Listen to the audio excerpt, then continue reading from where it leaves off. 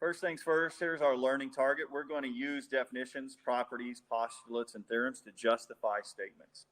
We're going to write two-column proofs to prove theorems about lines and angles. We're going to do this for the next couple of days here. What you've got to remember on these things, guys, and don't fall for it, we've got to see, it's like the court of law. It's not what you know, it's what you can prove. So if we cannot prove something as much as we would want something to happen, or as much as it looks like it, if it cannot be proven, we cannot state it. All right, so we're going to talk about that a little bit today as well. Next slide here. It says a proof is an argument, a justification, or a reasoning that something is true. A proof is an answer to the question why. When people are asking, when the person asks, what's the argument? That is indisputable. There are three basic requirements for constituting a good proof. Let's take a look at these. One of them, aware of the knowledge definition. That's a key word there. We're talking about definitions of a term related to what you're trying to prove. All right, so it says knowledge and understanding of a, here's another key phrase, postulate. And previously proven theorems related to what we're trying to prove. Knowledge is the basic rule of logic. To write a proof, we must be able to justify the statement. Statement and example A are based on the diagram to the right, in which lines AC, EG, and DF all intersect at point B. Each of the statements is justified using the property, postulate, or a definition. Our proofs on the algebraic are usually operational, and they're not definitions. But let's just take a look at a couple of things here. It says if ABC is a right angle, I'm going to mark these as we go. If angle A to B to E is a right angle, then ABE is 90 degrees. Well, this is a statement of logic. And then one thing you can even say on this, remember yesterday we talked about the if-then statements, if and only if. Says if we were to break this in, this would be a definition. If and only if angle ABE is a right angle, then angle AB is 90 degrees. So this is what's known as a definition. This is a definition of a right angle. There's no math, there's no reasoning to it. This is just what a right angle is. All right, and remember the if and only if situation. Let's take a look at number 2. This is a property you're going to, or letter B, you're going to want to write this property down. Remember how we cut out those postulates in proof and you taped them or glued them to your front cover? This is another one you should probably add to the situation. Well, it says this, if angle 1 is equal to angle 2, or angle 2 is equal to angle 1, and angle 1 is equal to angle 5, then angle 2 is equal to angle 5. This is what's known as the transitive property. You can see I've written it on the anchor chart here at the front, but what the transitive property says is if A is equal to B and B is equal to C, then A is equal to C. That's what's known as the transitive property. If two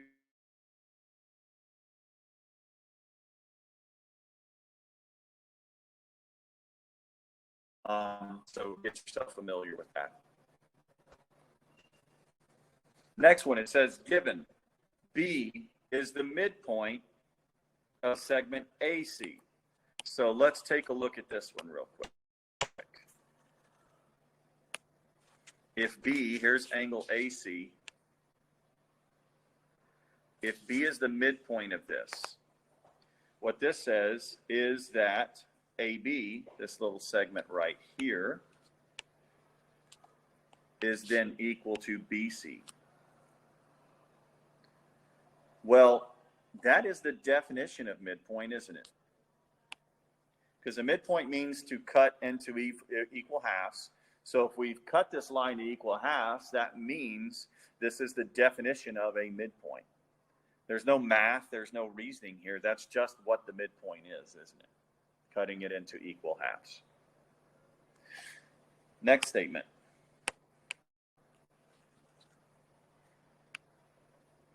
It says angle 2. Let's do this in highlighter. Angle 2 plus angle A to B to E.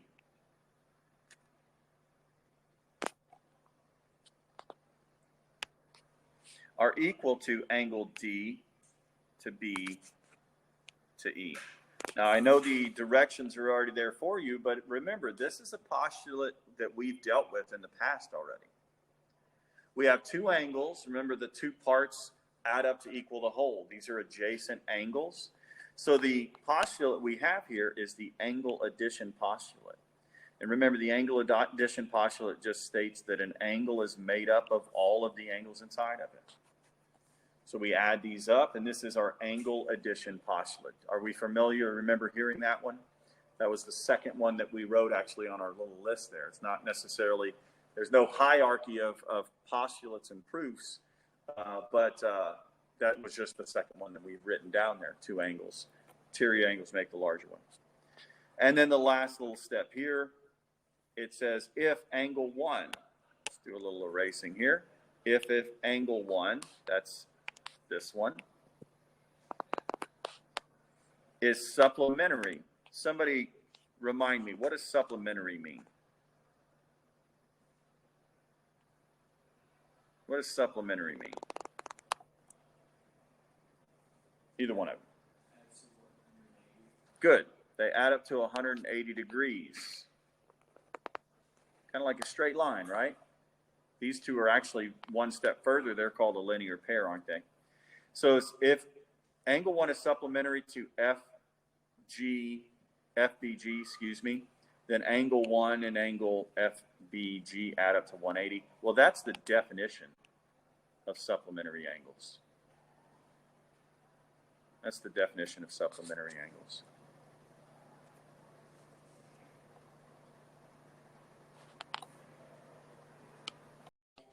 This one we're going to fill in ourselves. So let's all take a look at this together.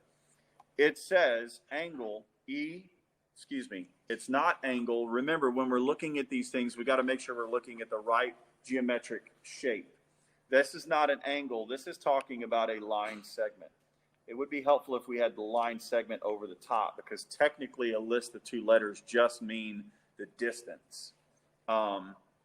Doesn't make this wrong, but we are dealing with line segments, so we might as well point this out. So let's take a look.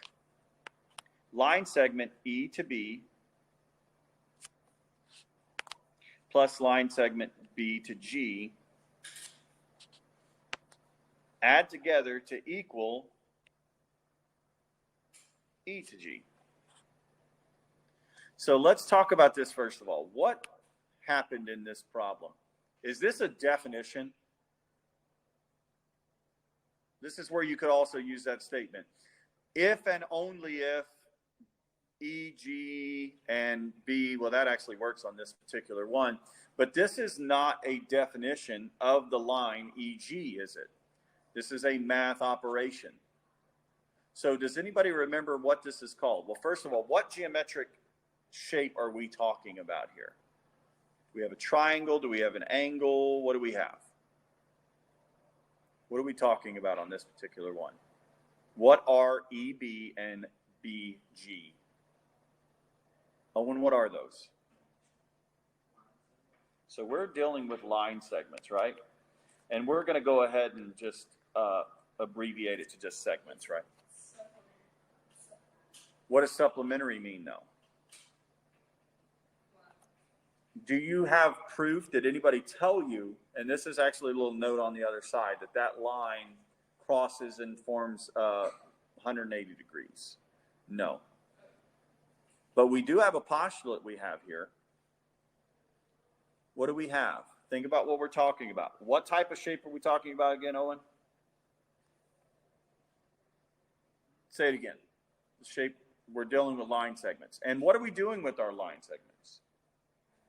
Adding them. So what this statement says is if we add these two smaller segments, we get the larger segment. So in this particular case, what we end up with is the segment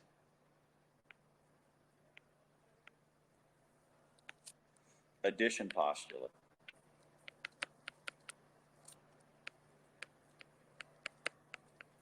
That's a segment addition postulate.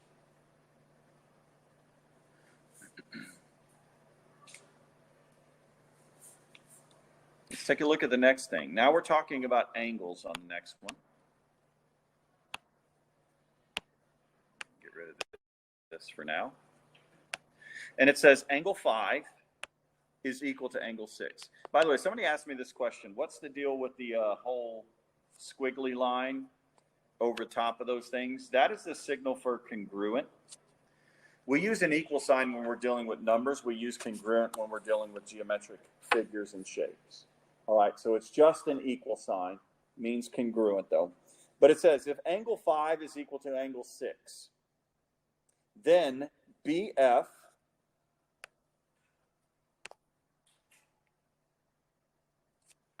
bisects EBC.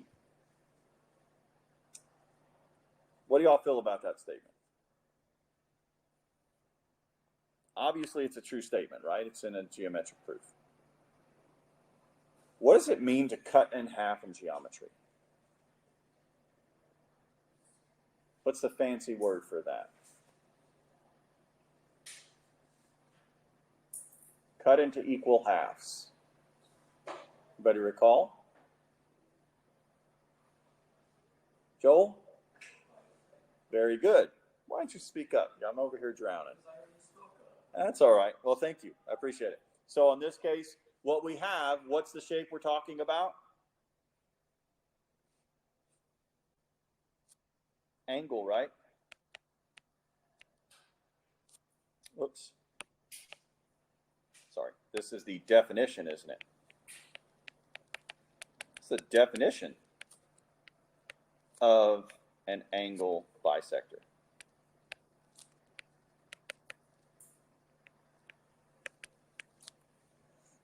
That is the definition of it.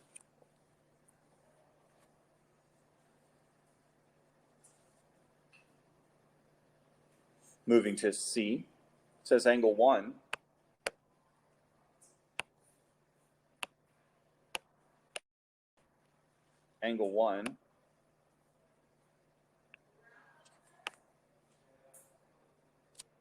plus angle 6 combine equal 90 degrees. Can they do that? Yeah, they don't have to touch to combine equal 90 degrees, right? It's just combine equal 90 degrees. Then angle 1 is complementary to angle 6. There's no math to do here, right? This is the definition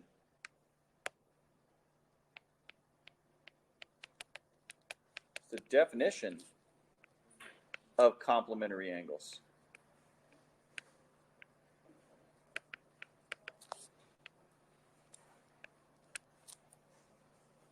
It's the definition of it.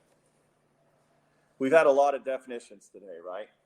And again, this is the if and only if statement that would have worked. If and only if angle 1 plus angle 6 equals 90 degrees, then angle 1 is complementary to angle 6. Because that's what complementary is. All right, moving on to D. This one's a little tougher, gave us a little bit of issues in the first little bit here. So let's take a look. Lane, I'm going to call on you on this one. It says if angle 1 plus angle 5 equals angle 6 plus angle 5, then angle 1 is equal to angle 6. The line that I highlighted in red, what's different about the line highlighted in red and the line highlighted in blue?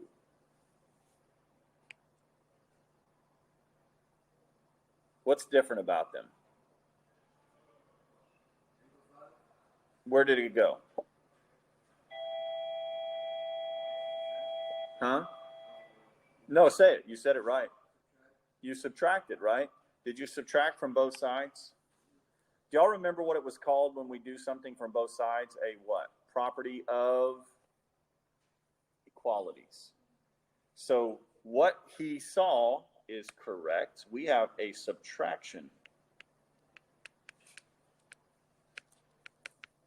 property of equality. It looks a little different than we did it algebraically, didn't it? Because they're doing both steps in one. So that is correct, though. It is the subtraction property of equality.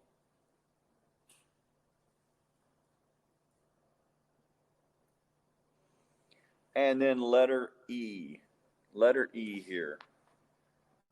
If AC, there's our signal perpendicular, right? If AC is perpendicular to EG, then ABG, we're going to mark these up here just so you're with me. Yes. So here we go, marking these. AC, that's this one. EG are perpendicular. That means angle A to B to G, that's this one, is a right angle.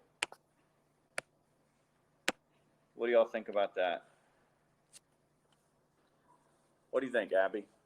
I know it's right, but what do you think our proof is, or our justification on that? Does that feel like that's a common sense thing? Usually when it's a common sense thing, it's a definition. And that is the case in this one as well.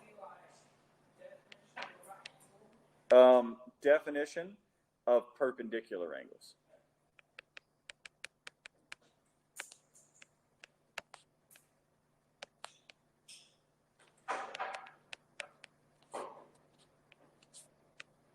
It would be the definition of a right angle if it said something about 90 degrees, right? And we had that in one of our earlier examples.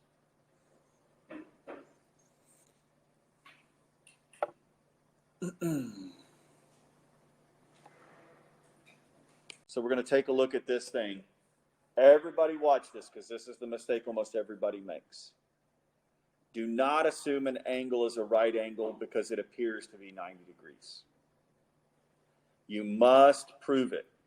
You must prove it, whether with bisecting or not bisecting, perpendicular lines. I guess if you bisect it at 180, you cannot assume that something is a 90-degree angle. Now, practically speaking, a 90-degree angle in life is huge. A 90-degree angle in life. Here's a 90-degree angle on this pencil right here. First of all, what's the only way I could get this pencil to stand straight up? Is if it was at 90 degrees. And still, because of this little tab here, it probably would not. But think about this real quick. Where is the surface area that's receiving gravity on this pencil right now?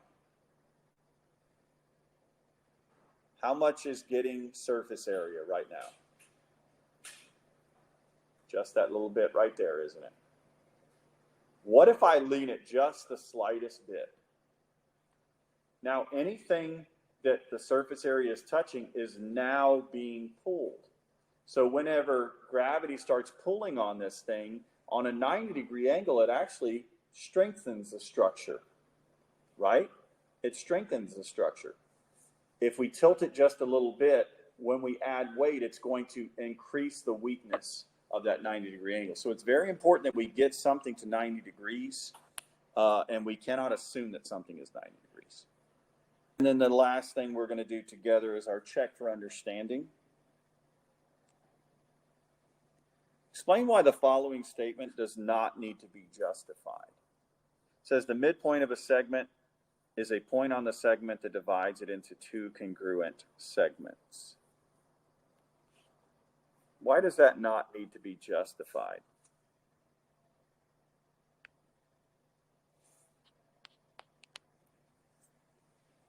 Well, if you can't answer that, how would you try to justify this?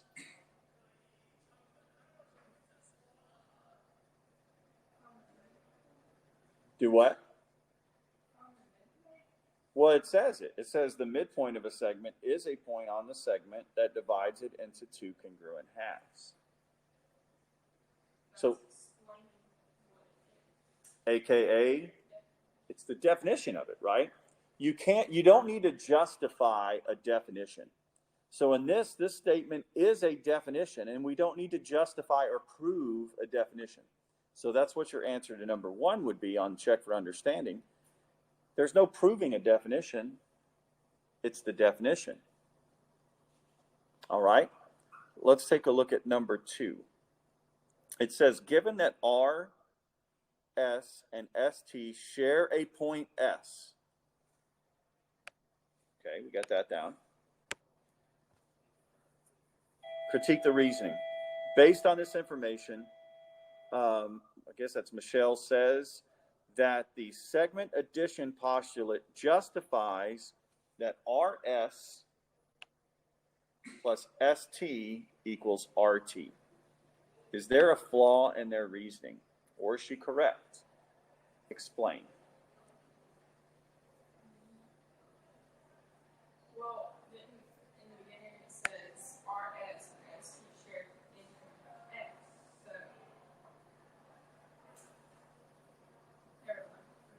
no, it's okay.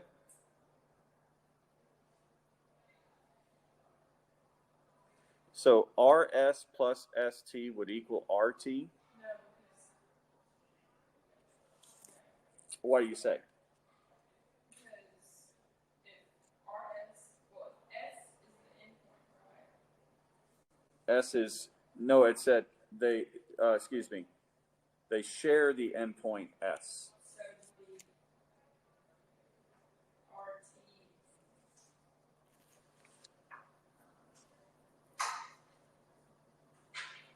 Does it say where the S value is on each line? Here's the thing. If it said they were collinear, we would have another argument. But let's just put it this way. Let's say we have sharing the point S. And let's say that R is over here in space, even if they're not collinear here. Whoops.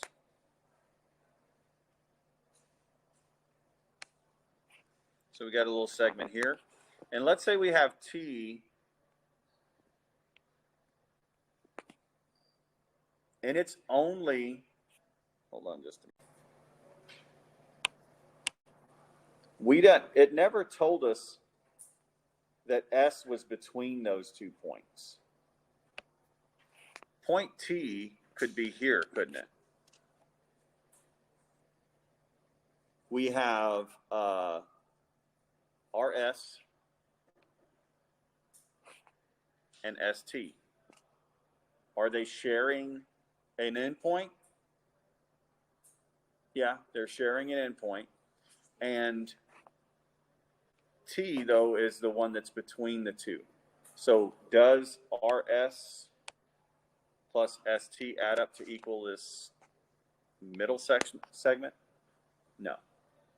Could their reasoning be true? Their reasoning could be true, couldn't it?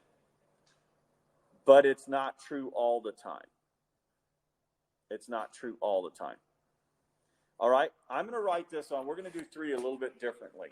I'm going to write down some ideas. You write your own as well. It says, write and justify 2 statements based on the information below. I'm going to write some statements, and you guys tell me what you think. Don't call them out loud. Let me write them all. I'm going to say G, FH plus H, FJ equal 90 degrees. Then I'm going to say angle GFH is complementary to angle HFJ. Statement 1, statement 2. Here's the next one. Statement 3.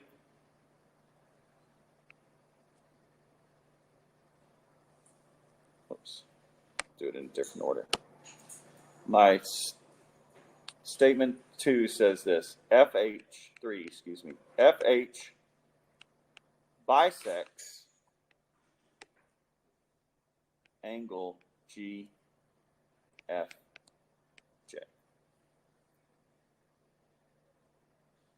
And then my last statement, angle GFH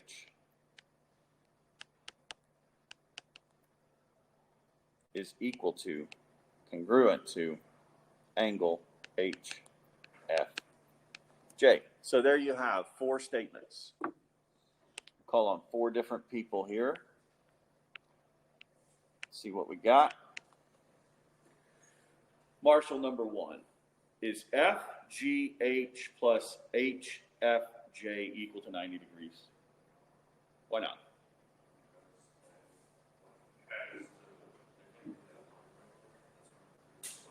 Well, no, here we go. Let me mark these for you. GFH plus HFJ. Combine, put them together, they equal 90 degrees. What you think? Maybe. What's this big square mean, right? Means 90, right? So they are combining to equal 90 degrees. So this statement is true. That's a statement you could have down there. Harmony is the yellow and the orange angles that I drew here, yellow and blue, sorry. Are they complementary statement 2?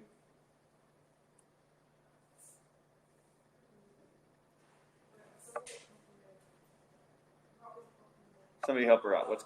What's complementary mean? Oh, and what's complementary mean? Not 180. That's supplement. Do those 2 add up to equal 90? Yes. Statement 2 is correct. Statement 3. Joel, I'm calling on you this one. Make sure you're listening because you may get question number 4. FH bisects GFJ. He says true. Anybody want to disagree with him? Usually disagreeing with Joel is a bad choice. Today you want to disagree with Joel. Wait, we're on number 3? We're on number 3. Now, let me try to make this bigger so we can see it here. Think of this like the court of law. It's not what you know, it's what you can prove. I believe that Joel is correct. That angle looks like it's going precisely through that little angle from the right degrees. I bet if I got a protractor, I would measure it. It would be 45 and 45.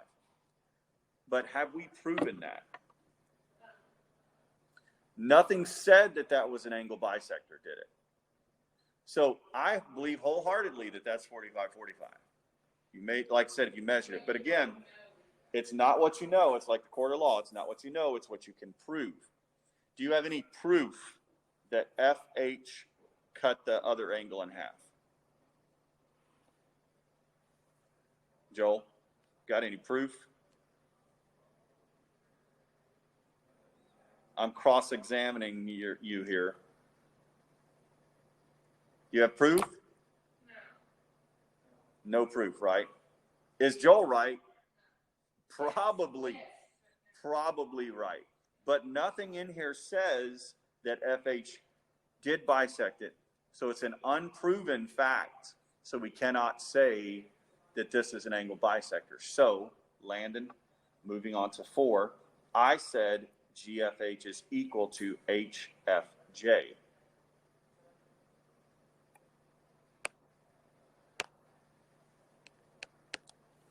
What do you think?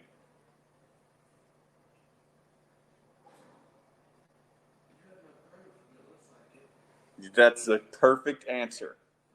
And you should have done the lawyer thing, and you have no proof. Am I right? Is Joe right? Probably, but you have no proof. You have no proof. That could be 44.9 and 45.1. Could you visually see a difference in the two? No, you couldn't. So that would be your argument. Remember, it's not what you know in this class on this particular topic, it's what you can prove. And we cannot prove that it's 90. We can't disprove, or excuse me, that it's an angle bisector. We cannot disprove it's that. Now we're going to back up on a slide and take a look at something as well. Let's look